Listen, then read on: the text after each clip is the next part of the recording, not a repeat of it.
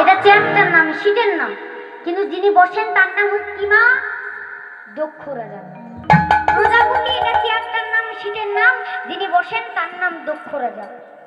যেমন প্রধানমন্ত্রী, মুখ্যমন্ত্রী, রাষ্ট্রপতি এগুলো একটা পদ। প্রধানমন্ত্রী এটা একটা পদ, এটা চেয়ারটার নাম, সিটের নাম, কিন্তু যিনি বসেন তিনি হচ্ছে মাননীয় নরেন্দ্র দামোদর দাস মোদী মহাশয়। মুখ্যমন্ত্রী এটাও মা পদ একটা, এটাও চেয়ারটার নাম, সিটের নাম, কিন্তু যিনি বসেন তার নাম মাননীয় মমতা বন্দ্যোপাধ্যায়। রাষ্ট্রপতি এটাও কিন্তু মা একটা পদ বাবা, এটাও চেয়ারটার নাম, সিটের নাম, কিন্তু যিনি বসেন তার একটা ব্যক্তিগত আলাদা নাম আছে, তার নাম শ্রীমতী সদ্যা দ্রৌপদী মুর্মু। যেমন প্রজাপতি মা এটা একটা পদ, এটা চেয়ারটার নাম, সিটের নাম, কিন্তু যিনি বসেন তার নাম হচ্ছে দক্ষ রাজা। প্রজাপতি দক্ষ রাজা এসেছে, আর তাকে দেখার সঙ্গে সঙ্গে সবাই কি করছে, যে যার চেয়ার ছেড়ে উঠে, চেয়ার ছেড়ে যে বসেছিল উঠে পড়ে কি করছে মা? আর তাহারে দেখিয়া সবে করেন প্রণতি, তাহারে দেখিয়া সবে করেন প্রণতি, তাহারে দেখিয়া সবে করেন প্রণতি, তাহারে দেখিয়া সবে করেন প্রণতি, তাহারে দেখিয়া সবে করেন প্রণতি, তাহারে দেখিয়া সবে করেন প্রণতি। আর তাকে দেখার সঙ্গে সঙ্গে বাবা কি করছে, যে যার চেয়ার ছেড়ে উঠে বলছে, আরে আপনি একটা বড় ব্যক্তি, দামি ব্যক্তি, আপনাকে নিমন্ত্রণ করা হয়েছে, আরে আসুন। তাকে মা ডেকে নমস্কার করছে, শ্রদ্ধা জানাচ্ছে, প্রণাম করছে, কিন্তু মা দক্ষ রাজা বাবা এদিকে দেখছে না। দক্ষ রাজা চারিদিকে গোল গোল করে ঘুরে তাকাচ্ছে, কে এখনো পর্যন্ত তাকে দেখে উঠে দাঁড়ায়নি, তাকে দেখে এখনো পর্যন্ত কে নমস্কার করেনি, এখনো পর্যন্ত তাকে দেখে কে প্রণাম করেনি, শ্রদ্ধা করেনি। এইটা মা চারিদিকে গোল গোল করে ঘুরে তাকাচ্ছে দক্ষ রাজা। দক্ষ রাজা গোল গোল করে ঘুরে তাকাচ্ছে, আর কি দেখতে পেল বাবা? কি দেখতে পেল মা? তার বাম দিকে এখনো তিনটে চেয়ারে তিনজন বসে আছে, তিনটে চেয়ারে তিনজন বসে আছে, তাকে দেখে উঠেও দাঁড়াচ্ছে না, নমস্কারও করছে না। কি করলো মা? দক্ষ রাজা ভাবছে আগে মুখটা দেখি, তারপরে জবাবটা দেব। দক্ষ রাজা মা যেই ভালো করে দেখতে গেলেন, দেখি দেখি দেখি দেখি দেখি, প্রথমে দেখলেন কি মা? প্রথমে দেখলেন আমার বাবা বসে আছে, আমার বাবা বসে আছে, অর্থাৎ ব্রহ্মা। ব্রহ্মার ডান পায়ের বুড়ো আঙুল থেকে বাবা দক্ষ রাজার সৃষ্টি মা। তাহলে আমার বাবা বসে আছে, আমার বাবা তো আর আমাকে থেকে উঠেও দাঁড়াবে না, নমস্কার করবে না, বাবা বসে আছে, ভালো করেছে। বাবার পাশে আর চেয়ারটা থেকে বসেছে, দেখি যেই ভালো করে দেখতে গেলেন, দেখি দেখি দেখি কি দেখলেন? আমার বাবারও বাবা বসে আছে, আমার বাবারও বাবা বসে আছে, অর্থাৎ বিষ্ণু। বিষ্ণুর নাভিপত্র থেকে হচ্ছে ব্রহ্মার সৃষ্টি। তাহলে আমার দাদু বসে আছে, আমার দাদু তো আর আমাকে দেখে উঠেও দাঁড়াবে না, নমস্কার করবে না, প্রণামও করবে না, শ্রদ্ধাও করবে না। দাদু বসে আছে, বেশ করেছে, ভালো করেছে। দাদুর পাশের চেয়ারটা দেখে বসেছে, দেখি দেখি দেখি দেখি দেখি দেখি দেখি যেই মা ভালো করে দেখলেন, মুখ দিয়ে বেরিয়ে গেল, অসভ্য, অভদ্র, ইতর, পেটে সঙ্গ করে, ছাই ভস্য মাখে, শ্মশানে মশানে ঘুরে বেড়ায়, সভ্য সমাজের কোনো শিষ্টাচার জানে না, সভ্য সমাজের কোনো নিয়ম জানে না, যেখানে যেটা মনে হয় সেটাই করে। এই কথাগুলো মা কাকে বলছেন বুঝতে পারছেন? কাকে বলেন তো মা? শিব, ভোলানাথকে বলছে। ভোলানাথকে বলছে মা। ভোলানাথ কিন্তু বাবা এ কান দিয়ে শুনলেন, ও কান দিয়ে বের করে দিলেন, এ কান দিয়ে শুনলেন, ও কান দিয়ে বের করে দিলেন। কেন না তিনি হচ্ছে মা তত্ত্বের সম্রাট। আপনারা বাবা মাঝে মাঝে মা কীর্তন কাটে দেখতে পারবেন, কীর্তন সম্রাট অমুক, তত্ত্বের সম্রাট তুমুক, কিন্তু বাবা তত্ত্বের যারা এক ফোঁটাও জানবে মা, একটুকুও জানবে, তারা গাড়ি করে ঘুরে ঘুরে কীর্তন গাইতে পারবে না। ভোলানাথ তত্ত্বের সম্রাট। ভোলানাথ একান দিয়ে শুনলেন, ওকান দিয়ে বের করে দিলেন। তার কাছে মানও যা, অপমানও তা, ভালো যা, খারাপও তা। আর সমস্ত দেবদেবী জামা পরেন, তিনি জামা পরতে পারেন না কেন? কারণ তিনি মা তত্ত্বের সম্রাট। আর সমস্ত দেবদেবী গয়নাগাটি পরে, তিনি কেন গয়নাগাটি পরেন না? কারণ তিনি তত্ত্বের সম্রাট। সমস্ত দেবদেবীর আলাদা করে একটা করে ঘর আছে, ভোলানাথের কেন ঘর নেই? কারণ তিনি মা তত্ত্বের সম্রাট। তাই মা ভোলানাথ ওগুলো কোনো কান করলেন না, কিছু মনে করলেন না। আর মা যারা ভোলানাথের ভক্তরা রয়েছে, শিবের যারা গণ রয়েছে, তারা দক্ষরাজাকে বলছে, এই মশাই, আপনি কাকে কি বলছেন? আপনি কথাটা ঠিক করে বলুন, দেখে শুনে বলুন, আপনি কাকে এই কথা বলছেন? যিনি যোগী রাজা, যিনি যোগীদের রাজ, ভাগবত যাকে প্রণাম করছে, ভাগবত যাকে বলছে বৈষ্ণবনাং যথাসম্ভব, এর মতো বড় বৈষ্ণব নেই, আর তাকে আপনি এত বড় কথা বলছেন। এই বলতে বলতে মা দক্ষ রাজার সঙ্গে শিবের ভক্তদের ঝগড়া লেগে গেছে। বাবা ভৃগুমুনি বেরিয়ে এসেছে। দক্ষ রাজা রেগে গেলেন, ভৃগুমুনি বেরিয়ে এলেন। ভৃগুমুনি বেরিয়ে এসে বলছে, বাবা এখানে হচ্ছেটা কি? এখানে জামাই আর শ্বশুরের মধ্যে কথা হচ্ছে, তোমরা নাক গলাচ্ছ কেন? তোমরা নাক গলাবার কে? জামাই কে মা? জামাই হচ্ছে বাবা শিব ঠাকুর, আর শ্বশুর মশাই দক্ষ রাজা। জামাই আর শ্বশুরের মধ্যে কথা হচ্ছে, তোমরা নাক গলাচ্ছ কেন? তোমাদের আমি অভিশাপ দিচ্ছি, তোমরা শিবগণ সব পাষণ্ডী হয়ে যাবে।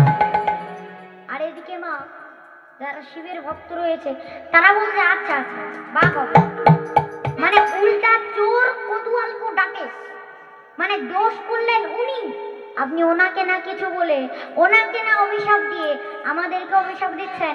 আপনি ব্রাহ্মণ হতে পারেন, আমরাও আপনাকে ছেড়ে কথা বলবো না, আমরাও আপনাকে অভিশাপ দিচ্ছি, আজ থেকে ব্রাহ্মণ লক্ষ টাকার ভিখারি হবে।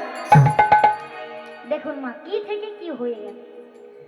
ভোলেনাথ ভাবছে এখানে যতক্ষণ থাকবো ততক্ষণ বাতাস বইবে, আর কি মানে করোনার বাতাস বইবে, এখানে না থাকাই ভালো, চলে যাই ভালো। কি করেছে মা? ভোলানাথ চলে এসেছে, চলে এসে মন হাতরা খুবই খারাপ, কীর্তন শুনতে আসছে। কোথায় কীর্তন শুনতে আসছে? কোথায়? কৈলাস। আর মা এই জায়গাটার নাম কি? বারাতলা। এই বারাতলা হরিবাসরে আজকে কীর্তন শুনতে আসছে।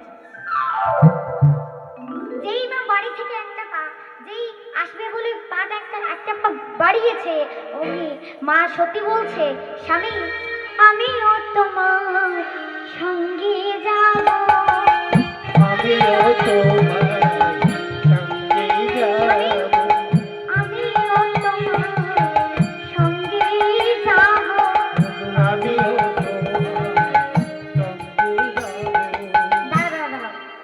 তুমি সেখানে গিয়ে কি করবি? কেন স্বামী? কীর্তন শুনবো। কীর্তন শুনবে না চোখে চশমা পরে ঘুমোবে? করবেটা কি?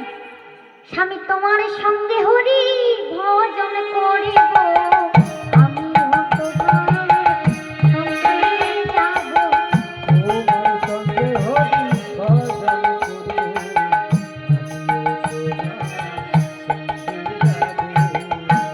কি করেছে মা? যেমন কীর্তন শুনতে এসেছিল মা, তেমনি কীর্তন শুনে আবার 4 ঘন্টা পর মা ফিরে যাচ্ছে। যার যেমন ভাব তার কেমন লাভ। কীর্তন শুনে আবার মা বাড়ি ফিরে যাচ্ছে, মানে আবার ফিরে যাচ্ছে। ফিরে যাওয়ার সময় মা সতী স্বামীকে দেখাচ্ছে, স্বামী নিচের দিকে তাকিয়ে দেখুন, দেখুন, আরে নিচের দিকে তাকিয়ে দেখুন না স্বামী। যেই মা ভোলানাথ নিচের দিকে তাকিয়েছে, নিচের দিকে তাকিয়ে মা কি দেখলো? দেখলেন কি? ভগবান শ্রীরামচন্দ্র একটা বৃক্ষকে জড়িয়ে ধরে কাঁদছে আর বলছে, ওরে বৃক্ষ, ওরে বৃক্ষ,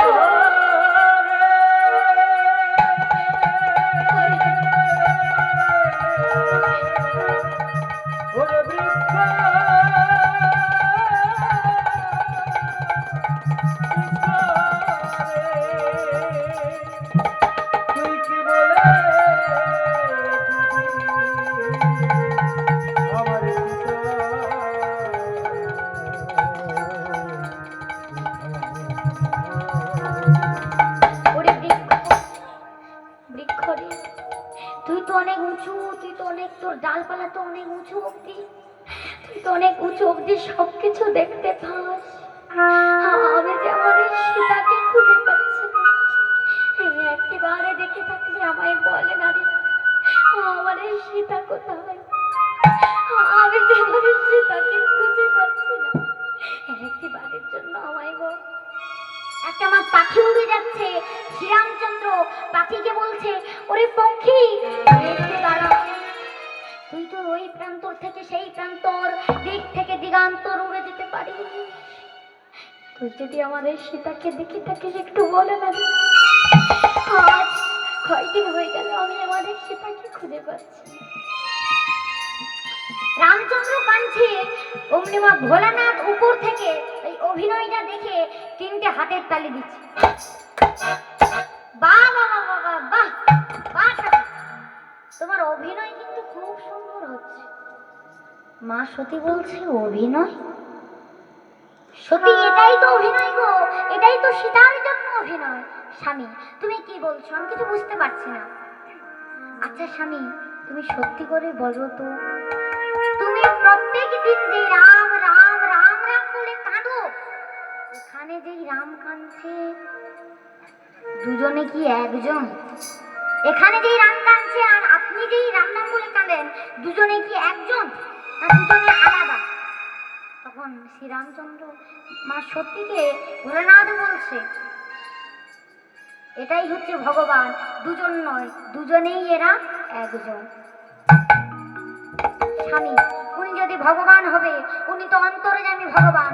না না স্বামী, এ তোমার কেমন ভগবান যে নিজের স্ত্রীকে কে তুলে নিয়ে গেছে এটাই জানে না? উনি তো অন্তরে সবার কথা বুঝতে পারে, উনি তো অন্তর্যামী ভগবান। না না স্বামী, এ কথা আমার বিশ্বাস হচ্ছে না। এটা কেমন কথা আপনি বলছেন? আমরা সমস্ত 33 কোটি দেবদেবী জানি ওনার স্ত্রীকে রাবণ রাজা তুলে নিয়ে গেছে, আর উনি জানেন না? স্বামী, এ কি কথা তুমি বলছো? সতী, এটা সীতার জন্য অভিনয়, এটা সত্যি নয়। এটা সীতার জন্য অভিনয় গো। স্বামী, রাখো তোমার কথা। উনি যদি অভিনয় করে, উনি যদি সত্যি তোমার ভগবান হয়ে থাকে, উনি তো অন্তর্যামী ভগবান, উনি তো বিশ্বের শ্রেষ্ঠ মালিক। এতটুকু পিঁপড়েকে হলেও তিনি আহার যোগাচ্ছেন। এ তোমার কেমন ভগবান? এত কিছু তিনি করছেন, বিশ্ব ব্রহ্মাণ্ডটাকে যিনি চালাচ্ছেন, তিনি সামান্য জানেন না নিজের স্ত্রীকে কে তুলে নিয়ে গেছে? তখন মা সতী চ্যালেঞ্জ করে বলছেন, মা সতী চ্যালেঞ্জ করে বলছে, এ তোমার কেমন ভগবান? স্বামী, আমি চ্যালেঞ্জ করে বলছি, তোমার ভগবানের চোখের জল আমি মুছিয়ে দিই। সতী, ভগবানের সঙ্গে চ্যালেঞ্জ করো না, এটা সীতার জন্য অভিনয়। ভগবানের সঙ্গে তুমি চ্যালেঞ্জ করো না। আজ পর্যন্ত যারা যারা ভগবানের সঙ্গে চ্যালেঞ্জ করেছে তাদের জীবনে দুর্ঘটনা ঘটে গেছে। অম্বরীশ রাজা দুর্বাসা